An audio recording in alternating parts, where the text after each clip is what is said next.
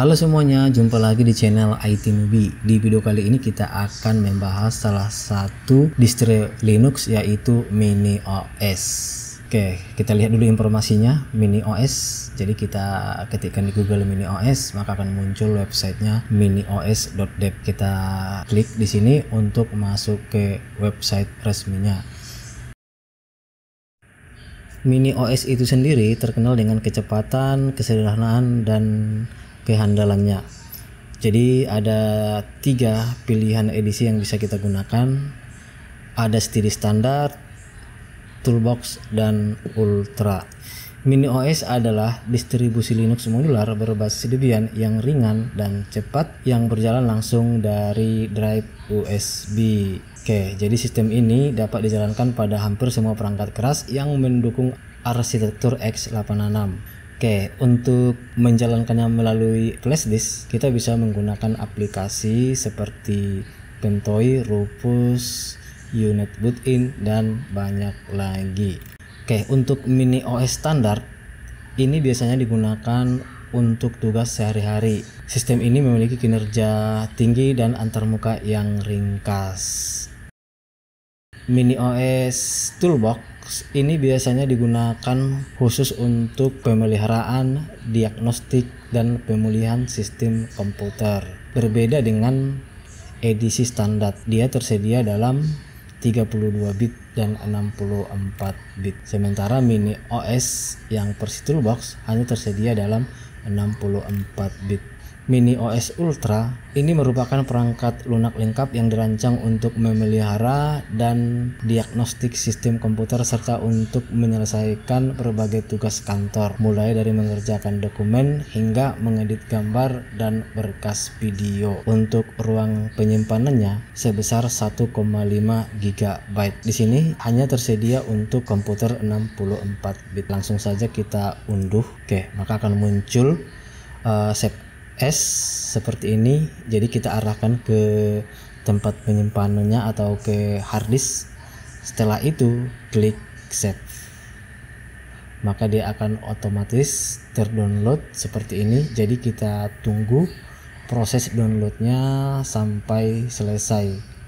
Jadi diusahakan pada saat mendownload tidak ada satupun file-file yang tidak ke-download, karena itu bisa menyebabkan error nantinya pada saat diinstalasi.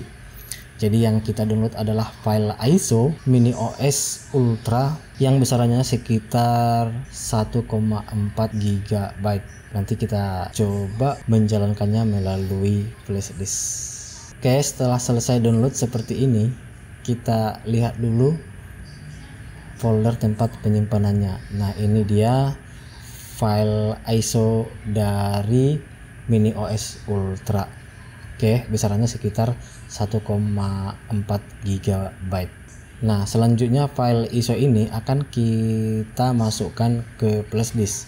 Untuk memasukkannya flashdisk, kita bisa menggunakan Rufus. Jadi kita download dulu aplikasi Rufus melalui website resminya di sini.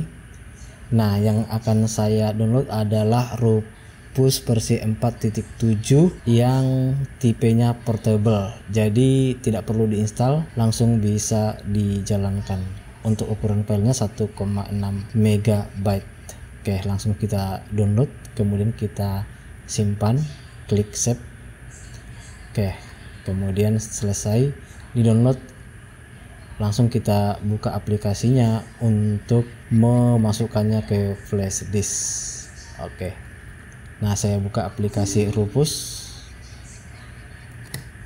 Kemudian akan muncul halaman seperti ini. Jadi ini pilih no. Nah, setelah muncul halaman seperti ini, di sini device-nya belum kebaca. Oke.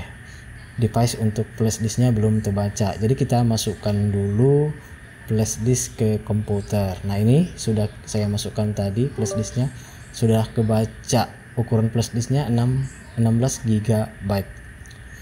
Nah, kemudian klik select di sini, arahkan ke file ISO dari MiniOS Ultra yang sudah di-download tadi.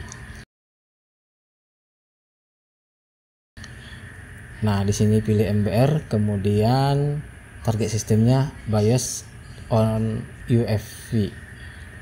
Oke.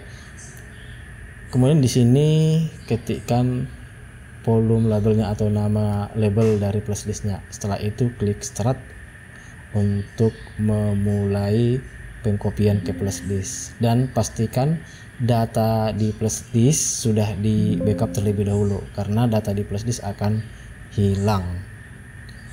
Oke. Nah, setelah itu klik OK, maka dia akan memulai mengkopikan file-filenya ke flashdisk.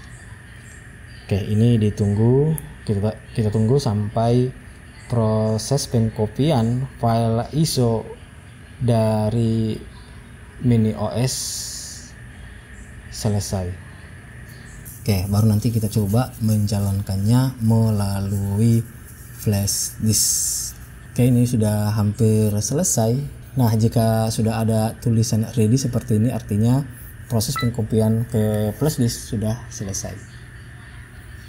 Nah, ini dia flash disknya. Inilah file-file yang ada di dalam flash disk. Kemudian jika kita lihat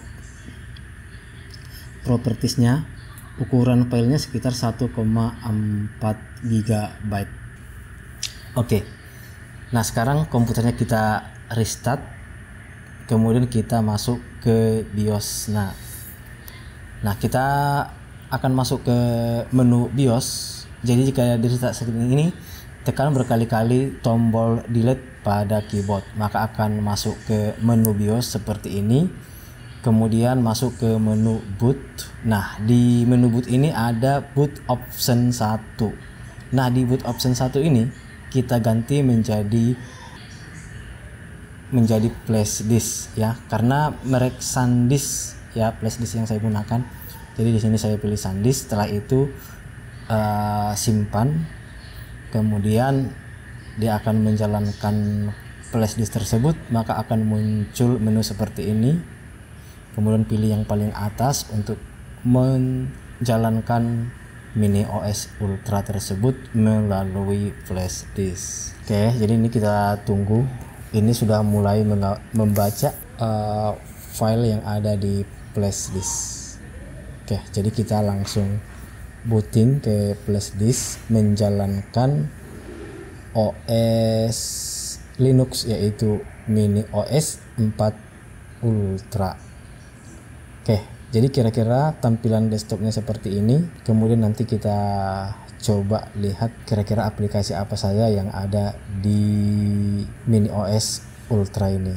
Nah, ini untuk startnya. Jadi bisa kita lihat kelompok-kelompok software yang sudah terinstall di Mini OS ini. Nah, untuk internet sendiri, web browsernya menggunakan Firefox, kemudian ada juga aplikasi-aplikasi lain seperti Wireshark, DNC, dan Nginx. Kita coba dulu browsing dengan menggunakan Firefox. Jadi aplikasi web browser di Linux itu umumnya menggunakan Firefox. Nah, sekarang saya buka youtube.com. Kemudian kita coba untuk mengakses detik.com. Nah, ini sudah kebuka. Jadi kita bisa langsung browsing karena memang OS-nya sudah terhubung ke internet. Nah, untuk multimedia ada Audacity, kemudian ISO Master, OBS Studio, dan PLC Media Player. Untuk aplikasi perkantoran, jadi ada LibreOffice ya. Jadi LibreOffice Base, Calc, Draw, Impress, Math, StatCenter, dan LibreOffice Writer, serta PDF Manager. Nah, kita buka LibreOffice Writer. Ini pengganti Microsoft Word di Windows. Oke, jadi cara penggunanya hampir mirip dengan Microsoft Word di Windows. Oke, jadi bentuknya seperti ini ya. Kemudian kita lihat lagi untuk aplikasi grafik. Jadi ada Blender, kemudian Emacs, Inkscape, LibreOffice Draw dan lain-lain. Oke, jadi banyak aplikasi-aplikasi yang bisa kita gunakan di sini tanpa harus kita install satu persatu, karena memang sudah menjadi bawaan atau default dari MiniOS. Kira-kira seperti inilah bentuk dari MiniOS yang terkenal dengan kecepatannya ya, kemudian kehandalan dan kesederhanaannya. Jadi ini bisa kita install di komputer yang speknya rendah. Jika komputer Anda terasa lambat menggunakan OS Windows 10 atau Windows 11, Anda bisa coba menggunakan OS ini ya. Jadi saya sarankan untuk pemula bisa menjalankannya melalui flashdisk terlebih dahulu sebelum diinstal di harddisknya. Oke, demikianlah tadi sudah kita bahas tentang MiniOS. Saya akhiri, assalamualaikum warahmatullahi wabarakatuh.